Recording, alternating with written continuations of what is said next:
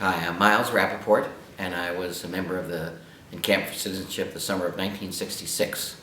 What did you take away from the encampment that influenced the rest of your life? I became radicalized. I came in, I think, as someone who felt a sense of liberal, guilt and liberal idealism, but the conversations there really made me say, I've got to go and devote my life to being a fighter for social justice and racial justice, and that these issues are much more raw and much more personal and much deeper than I had imagined, and they require a different orientation in life. And so I came back, as a senior in high school, got immediately active in the anti-war movement, and we actually invited Ivanhoe Donaldson, who was the General Secretary of SNCC, to our high school, which caused a great controversy. So those are the kinds of things. So it really just changed my whole attitude about who I was. I wasn't a liberal that was going to do good in the world. I was an organizer and activist who was going to fight for social change. And not that the values were so different, but the self-conception was different. And what did you go on to do?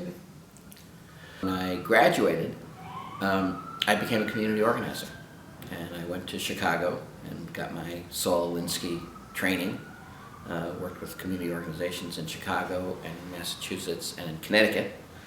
In the 80s, I ended up running for office as an avowed progressive candidate, and was elected and spent 14 years in politics in Connecticut. And so that's what I did. When I left electoral politics, which was in 1998, I actually went to an organization called Demos here in New York. Was the president of Demos for 13 years, and the main two issues that Demos took on were fighting economic inequality and fighting for an inclusive and expansive democracy. So issues about voting rights, campaign finance reform,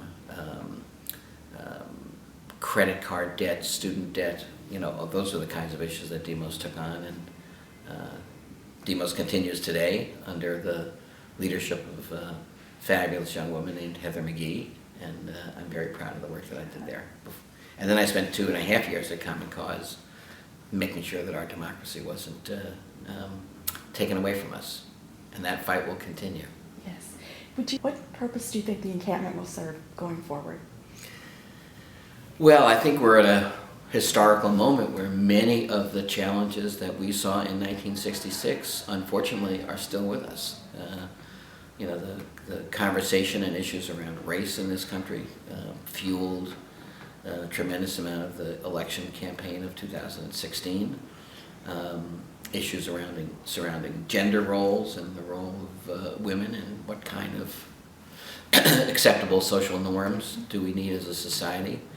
And I think the whole issue of economic inequality. So those are the issues, and I think what the encampment can do is, again, train leaders to young leaders, high school leaders, to come to learn from each other, to expand their horizons, to get more knowledgeable about the world, to hone their skills, to participate in self-government.